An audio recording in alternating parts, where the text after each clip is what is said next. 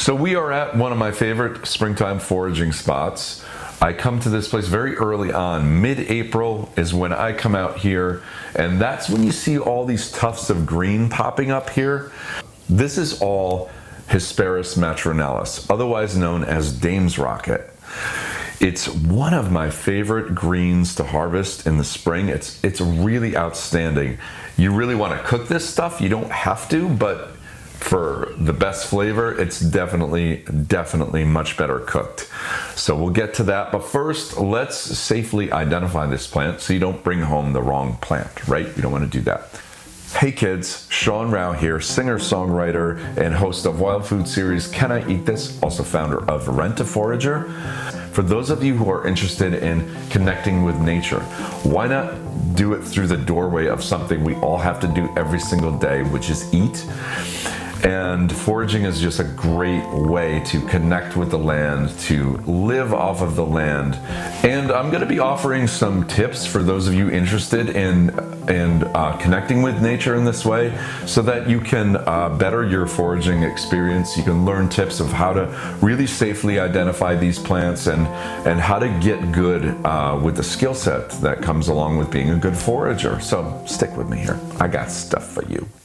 Today we're going to be harvesting a plant called Dame's Rocket. Now Dame's Rocket is all over in the Northeast, in many parts of North America. It grows widespread. It's considered an invasive, which makes it an awesome foraging option for those of you who are conscientious and don't want to over harvest plants, of course, but really want that nutritious, wild, organic food. And you want to connect with that. So this is a great way. Targeting the edible invasives is a great way to sort of kill two birds, so to speak. You know, most people know Dame's Rocket, especially gardeners, for the flowers. The flowers are very fragrant. They come in different colors, pink, white, and purple, and they're very pretty. But not a lot of us know about the edible use of Dame's Rocket. Certainly you can eat the flowers. The flowers are really good. They're good in salads. But the leaves, holy shit, they are amazing. But get them early. Get them when the energy is in that rosette stage. That's when they're going to be the best.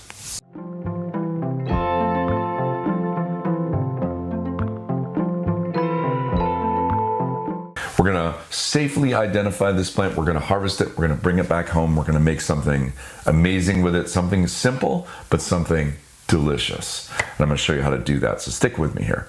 Let's talk about kind of the golden rule of harvesting here. And especially when you're going to put this plant in your mouth, you want to be sure 120% that you have the correct plant. And then you're not going to bring home something that kind of looks like what you thought it was, but it's really not.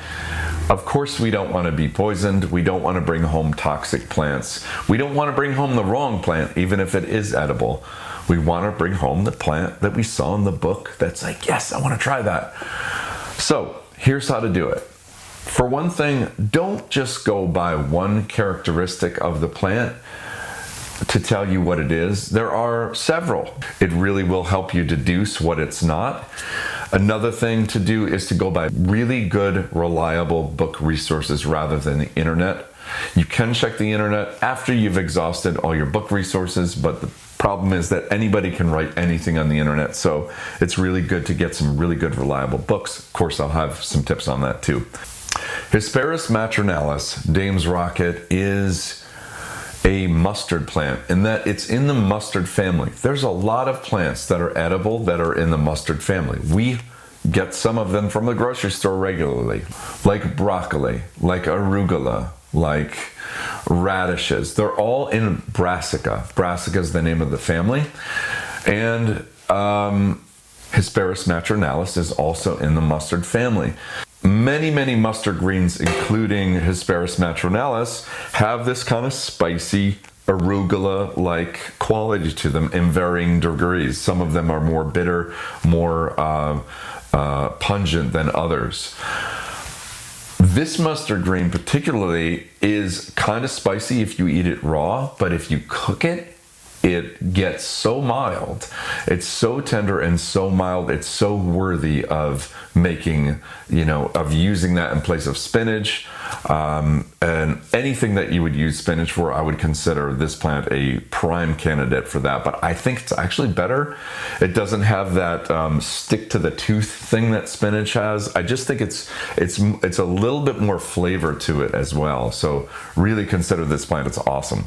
Now, when you're talking about wild plant identification, a lot of times the field guides will tend to focus on the flower, the reproductive parts. That is used to identify a lot of plants, especially in the field guides. Now, the problem with that as a forager is sometimes you want to harvest the plant when it's not in flower. When you're harvesting different parts of the plant, usually you're harvesting that part because that's where the energy is in the plant. That's what makes it super tasty and tender, is the plant energy is focused in that area at that particular time of the year. So in the case with Hesperus matronalis, when you want to gather the leaves, you want to gather it in the rosette stage. And when it's in the rosette stage, unfortunately, it doesn't have the flower yet. So you really have to know what this plant looks like at various times of the year. There's other plants that have a rosette stage, and that you may get confused with this plant at the very beginning. So like I said, it's a host of traits that you want to look for, not just one. But the rosette, seeing the plants in the rosette stage is one feature of this plant, especially at the time we want to harvest it. So you'll see the rosette stage. You will also see the stalks from the previous year. So this plant acts as a biennial, sometimes perennial plant, in that it will focus its energy in the rosette stage, and it may stay like that for an entire year before it shoots up a flower stalk, and flowers, and then dies back, and it will the seeds will regenerate into a new plant that will do the same thing. It'll stay in a rosette stage for however long it needs to before it shoots up that flower stalk, and the cycle keeps continuing like that. That's called a biennial, and it has generally 2 years of a life cycle. So what else can we notice about this plant? Well, if we feel around with the leaves within the rosette, we can notice that they are furry. They have hairs on them, and certainly not all plants have hairs. So it's another thing we can use to identify this plant, is it's the feel of it. It feels overall hairy. It's furry. This comes into play when you're eating it raw. It's not particularly exciting, I don't think, to eat furry plants. But when you cook it, that completely goes away, so you don't have to deal with that when you cook it, which is awesome. Also, getting a little bit closer up, we can look at the midrib of the leaves, and you'll notice that the midrib, if you compare it to other leaves, it's prominent. It kind of jumps out. It's lighter in color. Also, I want you to look at the teeth of the leaf. Okay, some leaves have no teeth. That's called entire. When the plant is just, it has leaves, but there's no teeth on it. It's just a smooth margin all the way around. That's called entire. But when it does have teeth, it's toothed. And the teeth themselves can look very different from plant to plant, and even sometimes from leaf to leaf. But this plant has this general feature on the leaves. You can really notice this in the rosette stage, where if you look at the teeth, they sort of end in this little point, which is noticeable here. So we definitely want to get to know this plant in the flower stage first. So come back in the later part of the spring when this flower is blooming, and you will notice that the flower is a classic mustard flower, and all flowers in the mustard family will be shaped like an X or a cross pattern. They have 4 parts to them. Let's talk about how to harvest this plant. You find a good clump, right? Pretty easy. You find a lush, juicy clump, and get a good pair of scissors. Get some kind of a bag that is, you can use plastic bags. I like using these reusable bags. But you find a clump and you want to check around the base of the clump and make sure that there's no debris there. So take out the sticks and check around and make sure that there's not other plants there that you might inadvertently harvest. But once you grab that clump, just tighten the clump together in one hand, and then take your scissors and just simply cut it off at the base as close to the ground as you can get without adding dirt to the plant. You really want to avoid bringing home dirty plants. It just makes for a lot of cleaning you have to do later that you wouldn't have to do if you just harvested it correctly and just take what you're actually going to use. And it does keep your harvest fresh when you have to travel with it and you have some time before you get back home. As soon as you get back home, you want to put these in the fridge, or even put them in cold water first, strain them out, and then put them back in the bag in the fridge. They'll last for weeks. So how about this? Let's get out to the kitchen. I will show you how to prepare this in a way that's going to rock your world. All right, friends, we are in a new kitchen for me. This is a new kitchen for the show. And I like it. It's kind of like a mid-century vibe here. It's kind of a time capsule. I dig it. As my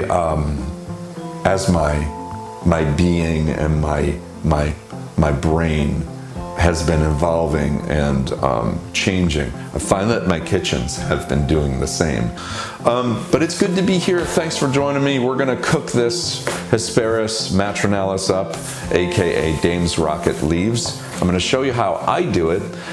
You can boil these, you can saute them, you can steam them, but today we're gonna blanch them in salted water very quickly, well, like 2 minutes or so. It'll preserve the texture and the color by blanching, and it won't overcook them, it won't turn them into mush if you take them out soon. And I'll shock them into cold water, get rid of some of that excess salt, and then I'm gonna saute them with garlic, a little bit of lemon, and it's gonna be delicious. All right, first thing I'm gonna do before I pop these in the boiling water, I'm just gonna unfold them a little bit and just look for any kind of compromised leaves that I didn't catch when I was cutting the bunch in the field. Like I see a little twig in there. But here we go. I'm gonna take a big wad of these, and these are going in the boiling water. I'm gonna set my timer for 2 minutes. Here we go.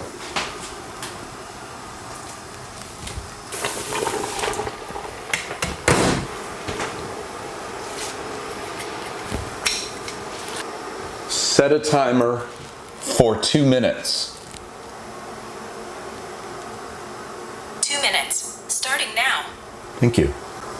All right, I'm just gonna taste these, make sure they're done. Take a big. All right. I think they could use a little bit more.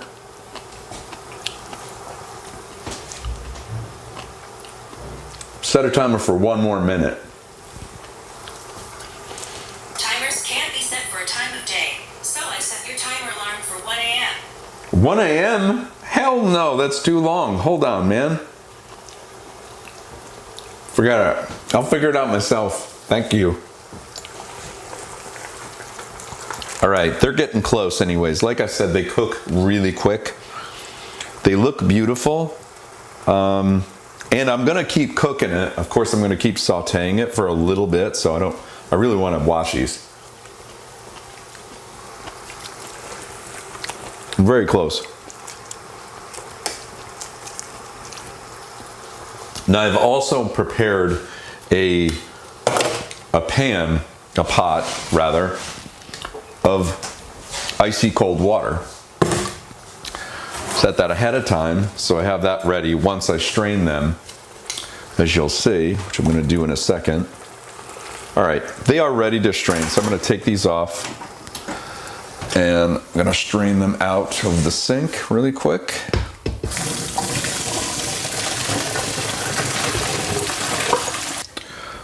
Okay, so now I've got them in some cold water and the cooking process has ceased. You know, and because I'm boiling them, I'm blanching them, and then I'm dumping them in cold water to rinse off, I'm really not going to worry about washing these off before all that ahead of time. It just seems like a little overkill step that I don't need to do. So, I mean, it's a lot of cooked greens. This will certainly last in the fridge for a little bit, maybe a couple days, but it's enough for definitely a few people for a few days. And, you know, how long did it take to actually harvest that? You know, a matter of, what, a couple of minutes, really. So it's pretty awesome. I mean, think about how much this would cost. Produce is expensive, you know, and you're just getting so many things from wild food, you know, in terms of it being free, in terms of the nutritional content being about the highest it can be of anything you're going to buy. And you know where it came from, you know exactly how this was harvested and what went into it. So on a lot of levels, it's pretty freaking awesome, right?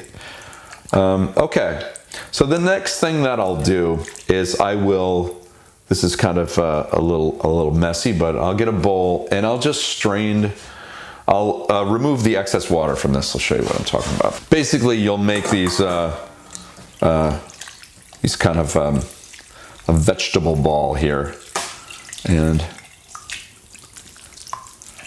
I'm just straining as much of the moisture out as I can, because, you know, I don't want to go ahead and saute them with all of this moisture in there.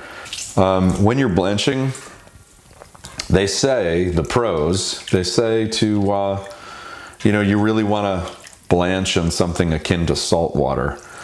And again, you're going to be washing a lot of that off, but I guess it's in order to preserve that color and texture. It's really good to have that water really good and salted. All right. Really good sharp knife, and I'll just cut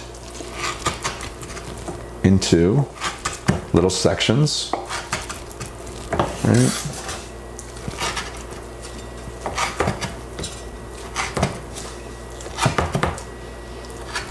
It'll just make it more manageable.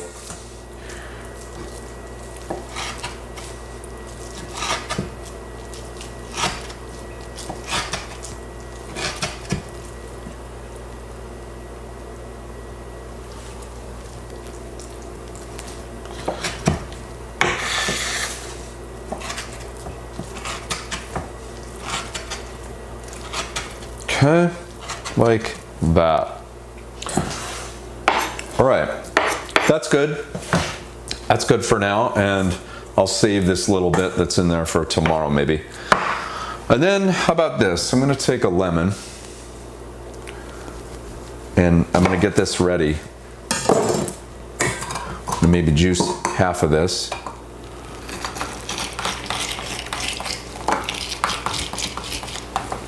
Gonna set that aside. And I'm gonna take some garlic.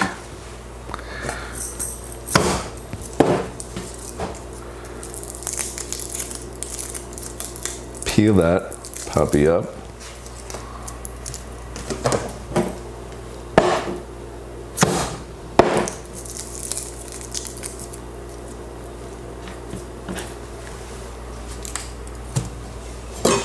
And I'll slice it thin.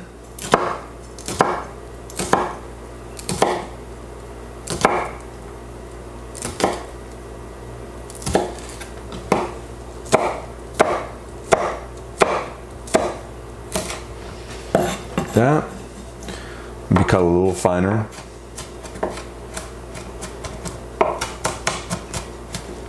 Right? No garlic. Okay, so it's about how I like it, like that. Next step is to get a pan, get it nice and hot on something that will make it nice and hot, like this burner.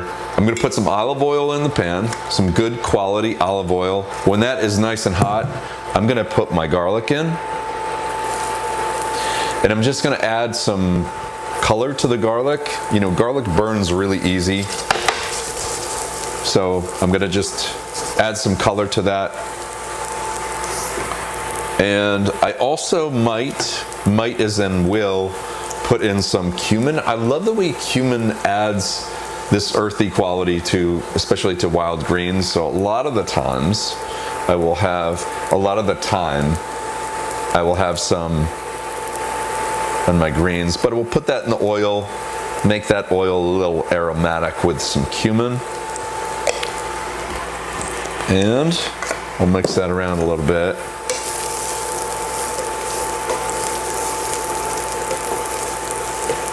Being careful not to burn. This is really the easiest part of this whole deal. That garlic is getting some nice color on it. I like that. Now, I will go ahead and I will add the Dame's Rocket.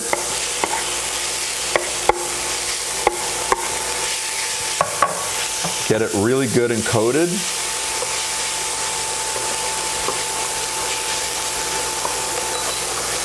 Turn the heat down to medium now.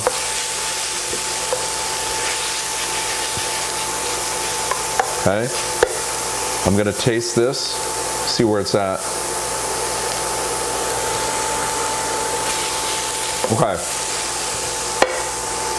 I'm thinking it could use a little bit of salt and a little bit of pepper. And maybe just a little bit more olive oil to keep that pan nice and smooth. Coat all those greens. And then lastly, I went ahead and cut that lemon up, and I'm gonna add in some lemon juice just to give it a little bit of a brightness to it.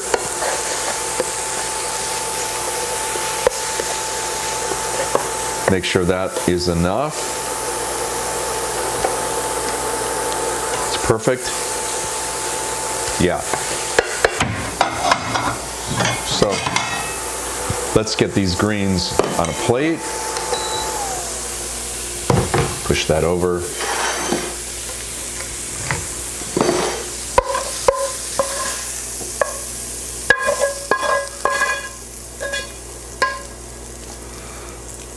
That's really good right there. Amazing.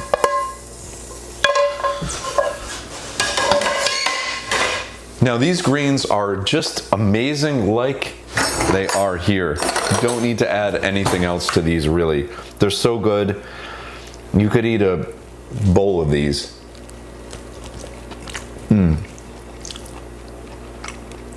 Man. It's hard to describe. It's very mild. It's very tender, but also it has a kind of a depth to it. It's not bland. There is a flavor to it, but it's very mild and so good. And the garlic and the lemon really add something nice to it. So, all right, now how about this? I tossed some sweet potatoes that I roasted with some homemade pesto, and I think that would be a great combination to have the sweet potato pesto mix with these greens. So we'll make a little bed of these greens here. Delicious. And then on top of that, we'll put our sweet potato pesto, just like that. Okay. That looks really good. And then, maybe a little bit of everything bagel seasoning. Actually, no. First, let's do this. I have some sauerkraut here. This is made by this company, Pucker's Gourmet Pickles. They're a local company here in New York of Washington County. You can make sauerkraut yourself, and it's really, really easy to do. Tastes amazing. It's tart. It's a little sweet, but this stuff is really great too. and it's crunchy, it's crispy, it's got that natural bacteria in it that's supposed to be really good for your gut. So hell yeah, I'm gonna have some of that. And I'm just gonna put some of this on here, on the top. Sometimes when I make sauerkraut at home, it's a little bit softer than this, but that's okay. I like the crunchy crispiness to this.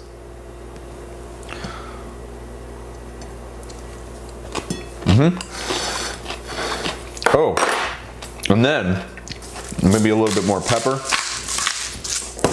maybe a little bit of everything bagel seasoning on the top. And that's it.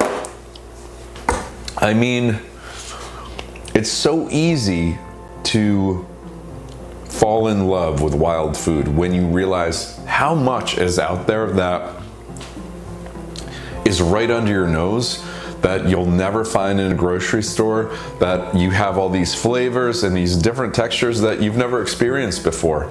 It's a doorway to understanding and getting in touch with nature in a way that you didn't before or couldn't before because you just didn't know where to start. So I'm hoping that I'm helping with that a little bit. I hope I can help you know where to start if that's what you're interested in, if you want to connect with nature on a deeper level. And if you don't, I don't want to be friends with you anymore.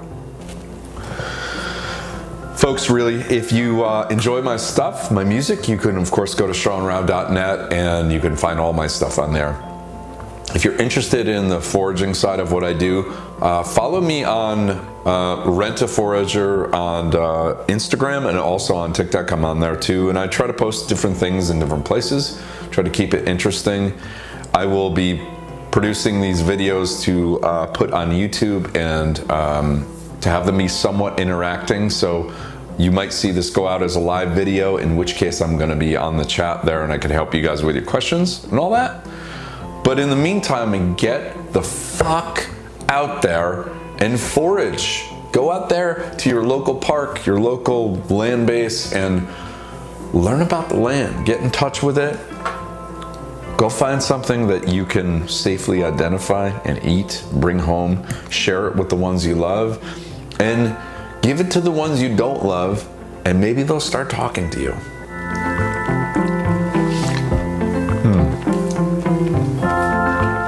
Till next time, Sean Rao. Bye, guys.